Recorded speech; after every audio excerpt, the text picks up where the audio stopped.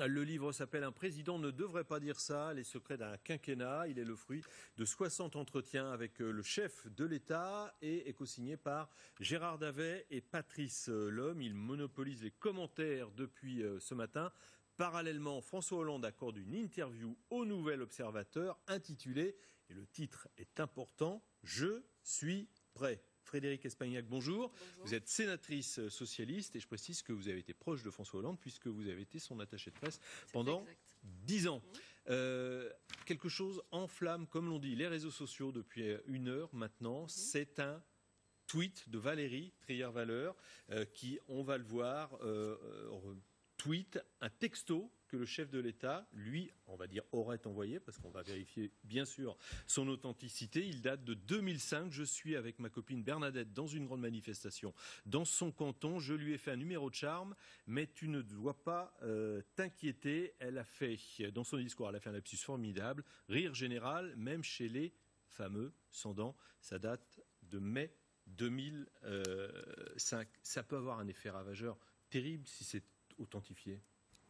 Écoutez, moi, déjà, je ne sais pas si ça a été dit, mais quand bien même François Hollande l'aurait dit, les choses sont assez simples. Et je suis toujours surprise. Rappelons-nous cette expression. Cette expression, c'est Valérie Trierweiler qui la sort dans un livre, suite à une conversation particulière, où François Hollande confirme qu'il y a eu, en l'occurrence, cette expression. Ça, c'est le premier point. Donc, il ne nie pas avoir utilisé cette expression. La deuxième chose, je suis quand même très surprise pour le coup des réactions. On sait aujourd'hui en France... Attendez, parce que vous n'avez pas jusqu'au bout de la démonstration. Mais j'y vais. Dans le livre, non, mais il dit, je qualifie, ce sont des gens qui n'ont pas forcément les moyens de se soigner. Oui. Voilà, et c'est pour ça qu'on peut parfois les... Est-ce que vous croyez qu'en Corrèze, il n'y a pas des gens comme chez moi dans les Pyrénées-Atlantiques, qui n'ont pas les moyens de se soigner.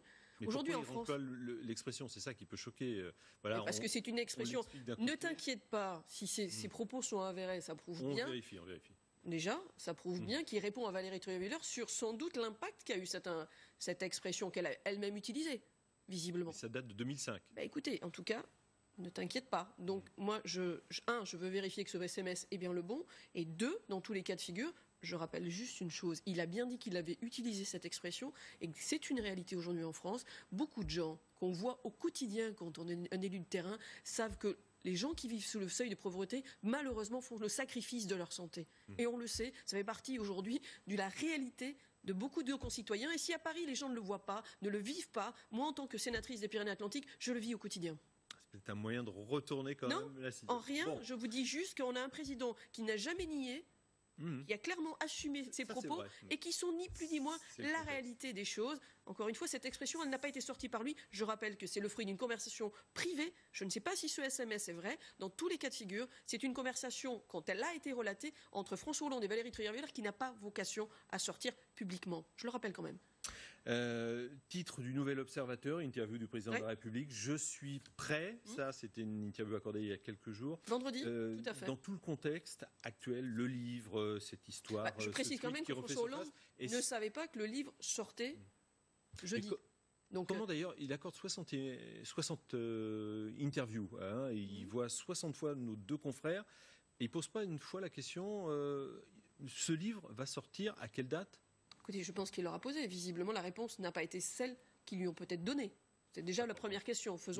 Posons les choses clairement. Ce livre, visiblement, moi je n'étais pas à l'époque aux côtés de François Hollande, a été évoqué en 2011. Donc même avant qu'il soit président de la République, il y a eu un certain nombre d'entretiens. Il y a visiblement des relations qui se sont liées avec ces deux personnes où, en l'occurrence, il y avait l'accord sur un livre qui vraisemblablement sortait à la fin du quinquennat, ce qui n'est pas le cas aujourd'hui, enfin pas encore complètement, et en l'occurrence une décision de la date de parution qui n'est pas faite en décision avec le président de la République. Une parole qui n'a pas été respectée. Et moi en tout cas c'est ce que je vois. Après, deuxième chose, il est aussi fait dans ce livre de discussions privées. En l'occurrence, on fait des entretiens, vous le savez comment ça se passe avec les journalistes, et puis il y a toujours l'après-interview, puisqu'on parle de dîner, de choses comme ça. Donc là aussi, ce sont des propos qui ont été faits en privé, dans des discussions. François Hollande a beaucoup d'humour, souvent du troisième degré. Sur l'islam ou sur l'immigration, on va voir quelques propos qui lui sont prêtés. Mais justement, est-ce que c'est le discours officiel du PS et de François Hollande ? Que François Hollande dise qu'il y a un problème aujourd'hui en France avec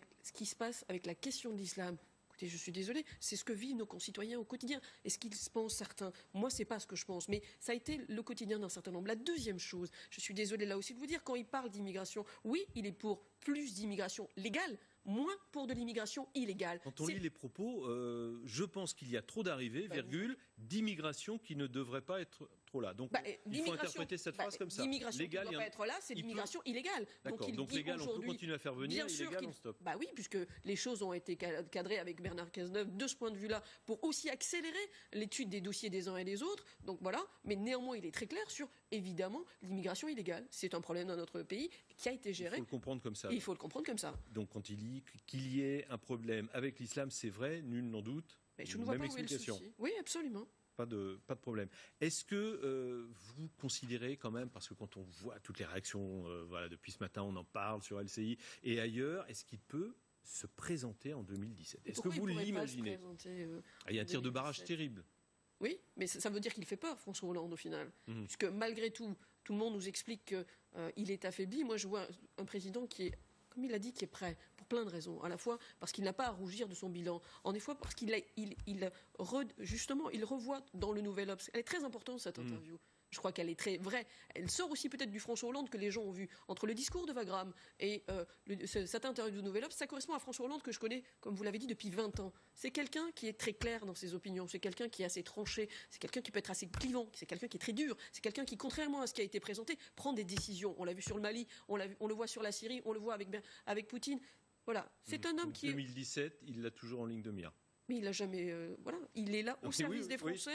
Il est aujourd'hui président de la République pleinement et en même temps, il assumera ses responsabilités, mais en même temps, tout simplement parce qu'il en aura envie. Pas parce que c'est un devoir, mais parce qu'il considérera qu'il peut encore apporter des choses à la France et aux citoyens français. Je suis prêt, c'est le titre de cette interview. Merci en tout cas, Frédérique Espagnac, d'être venu, mais pas forcément la partie très belle. Mais je l'assume et comme vous voyez, je viens encore défendre un homme en qui je crois et les valeurs qui sont les siennes. Et merci d'être venu sur le plateau de LCI Midi. Les avocats de Salah